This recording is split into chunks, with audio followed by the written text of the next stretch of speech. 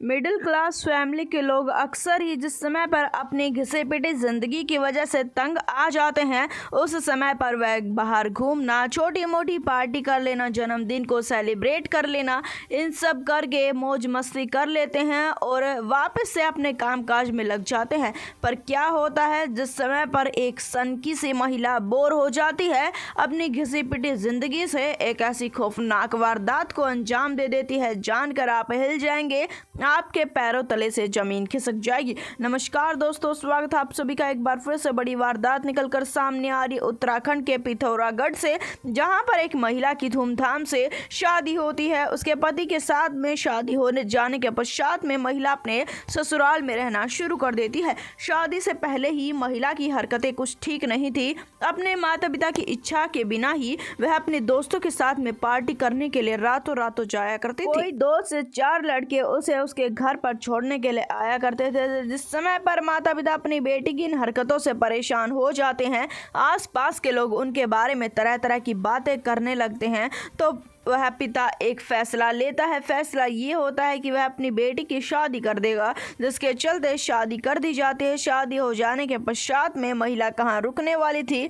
अपने पति के सामने डिमांड करना शुरू कर देती है नाइट आउट की, जिसके चलते उसका पति कहता है कि नहीं, ना तो मैं कभी नाइट आउट पर गया हूँ और ना ही मैं जाना चाहता हूँ, तुम्हें तो कभी भी नहीं जाने दूंगा। साफ साफ मना कर देता है। महिला ज़्यादा अपने पति के सामने नहीं बात कर पाती है। देखते ही देखते अपने पति के सामने अपनी बातें बताने की वह कोशिश करे जा रही थी, पर पति उसकी एक भी बात में हामी नहीं भरता था। पति उसकी बात को नकारता रहता था। दरअसल बता दें कि उसकी जल्दबाजी में लड़की की शादी हुई, तो एक ऐसे लड़के के साथ में शादी होती है जिसके पास में ना सिर्फ कम पैसे थे, बल्कि वह पैसे को बचाना चाहता था, वह पैसे को उड़ाना नहीं चाहता था। इस वजह से अपनी पत्नी को फिजूल खर्चे के ज़्यादा पैसे वह नहीं दिया करता था। महिला ऐसे जिंदगी से तंग आती जा रही थी।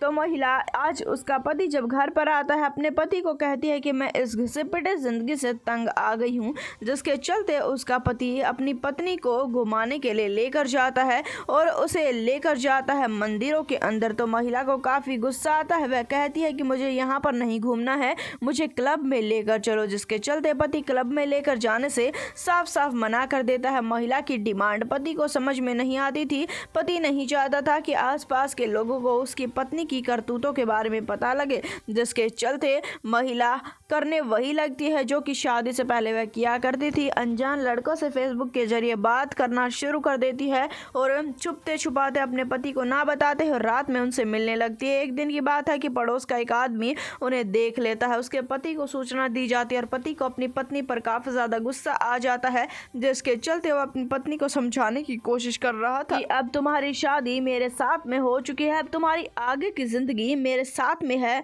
अब तुम्हें किसी और लड़के पर ध्यान नहीं देना चाहिए। महिला बार बार कहती है कि तुम्हारे साथ में रहने पर मुझे काफ़ी बोरियत महसूस होती है, मैं तुम्हारे साथ में इतने लंबे समय तक नहीं रह सकती हूँ, तुम्हारे साथ में बार बार मैं क्या बातें करूँ, जिसके चलते महिला को गुस्सा आ जाता है। उसका पति बार बार कहने पर भी उसकी बात को समझने के लिए तैयार नहीं था। तो महिला दराती उठा लेती है और कहती है कि ऐसी जिंदगी में मुझे नहीं जीना है, आज क्या तो मैं तुम्हारी हत्या कर दूंगी या मैं अपने आप को ख़त्म कर लूँगी, जिसके चलते महिला दराती उठाकर अपने पति के पीछे पीछे भागती है। कुछ समय तक तो पति अपने आप को बचाने की कोशिश करता है। बाद में पति की गर्दन को वह उड़ा देती है। उस गर्दन को वह एक थैले में लपेट लेती है और चल पड़ती है पुलिस थाने की तरफ।